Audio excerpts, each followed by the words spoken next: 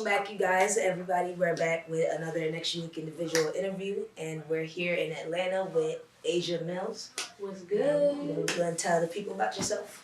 Yes. I'm Asia Mills, by the way, like you said. I'm a singer-songwriter from VA. Just trying to do my thing. Okay. What got you into music? Poetry, I would say. I first started off writing poetry when I was like 16, and I started to gain that love for music as I was writing poetry and trying to mix in the both together.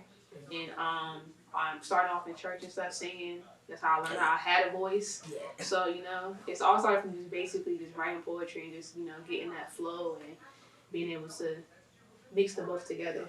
Okay. So what would you describe your music style as?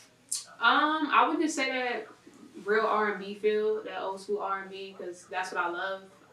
And that's what a lot of people don't really listen to R&B like that, or you don't really got that real feel for R&B no more. So yeah, I would say like that, that real soulful, get you in your feelings type of music. Yeah. Yeah. Okay. So, what would you say your creative process is like when you, I guess, get a song or you have some words in your head, like, how does that go? Or you find a beat and then does it come to you like that?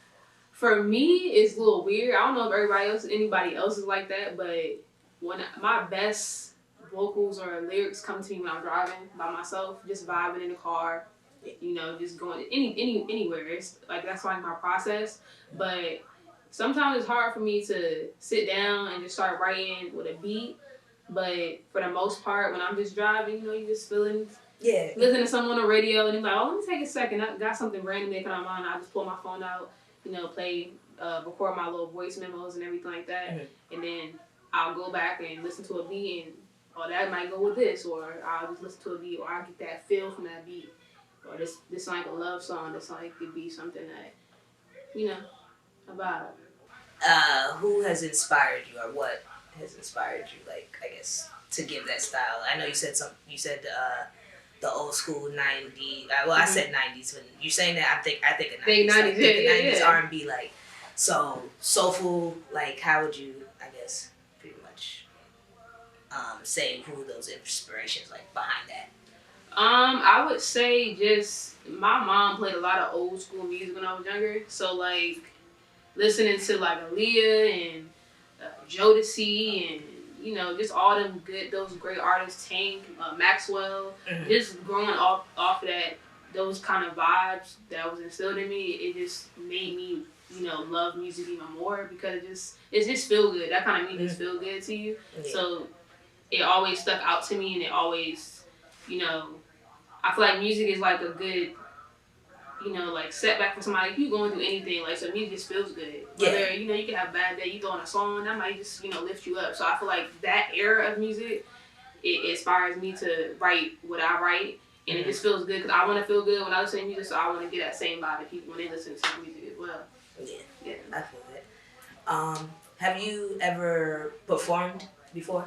Definitely, many times. With that, do you get any type of performance anxiety? I have not. The weird thing is, the only time I've had that is when I'm in small crowds. Okay. For some reason, like it's when it's like not even anxiety. I do get nervous when I'm in like an intimate area where it's like a small amount of people because they're like right there with you. Yeah. But when it's like a bigger, larger crowd, I'm just in my zone. I don't really like think about it because it's like you're not really close to me. But like when you're performing in like a venue, like a small lounge type of thing, like those like little venues used to get me like okay. Yeah. But that's about it. I would say because we've followed you for a while. Yeah. I don't even know I can't even think of the year that we've been following you. But you've with the performances, would you say? I know that you performed at the Fillmore back at home in where's it? Is it in Maryland? It's Maryland. Yeah, that's in Silver Spring, Maryland. Yeah, so okay, so Maryland. How was that experience? That was amazing. That was probably like the most like just like great feeling I ever had, because like that show was like a headliner show, and it had my name in the lights and everything outside. So it was a great experience to have, because it was like so many different artists out there, and for me to be like, that was, people didn't even know, that's probably was like my second or third time performing like on stage. So like it was just like epic to me, because I had just started recording music like seriously like that summer, and then it was just like boom, that big opportunity came. So that was amazing to me. That was great. Yeah. So yeah, that's what's up. I know we've interviewed Malcolm, and like, I know y'all did a track too at the time. We promoted that on our page. Like I can't remember. It's like 2015, I think. Okay, then I think that's like what 2015. it was. Okay. Yeah, because how did that go with collaborating with him? Because we've talked to him as well, and he's another Alexander, native. So how was that collabing with somebody else who's it was a great rapper, I guess? Yeah, I mean, it was definitely he was probably like one of the second, like I think the second person I probably worked with when it came to rapping. But it was great. Malcolm is like, because I was new to recording, so he was very like helpful, in the studio, and just giving me advice while I was recording and stuff like that. And he's dope. Everybody, he's super dope. Yeah. So it was we did like a lot of different tracks together. So it was a real vibe. So he was real cool to work with. That's what's up. What is your I would say, I guess, last project or last video track that you put out? What was that? My last thing I put out was my single called Her. That was back in 2016. Oh, dang. It's been a minute. Oh, okay. So what, I guess then, since it's been a minute. Yeah. What are you, I guess, cooking up right now? What you got? I do have some stuff on my sleeve. I just started preparing my EP that I'm going to release. I haven't even put a date on it yet. I'm still in the process of, getting everything together. But it's been a minute. So I had to get my mind right, and I'm excited though.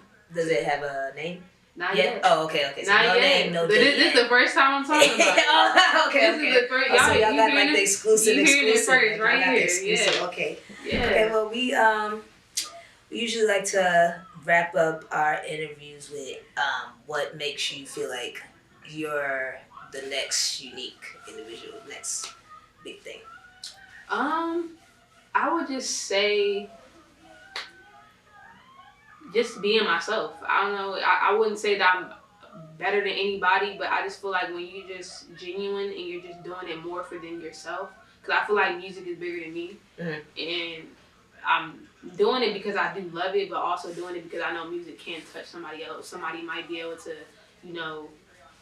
get through something that they're going through just from listening to a song, you know what I'm saying? Or they can relate. They might feel like they're alone in a situation, and you hear somebody's song or hear my song, you be like, oh, you know what? I'm not alone. They're going through the same thing I'm going through. So I feel like me just being me will help you stand out, not listening to what anybody else has to say, nobody else's opinion. Just staying true to yourself, and that's for anybody. You stay true to yourself, whatever you do, and, stay focused, and just know that whatever you put your mind to, you can do. And I feel like you being that kind of person, you'll always stand out. Yeah, facts. Yeah.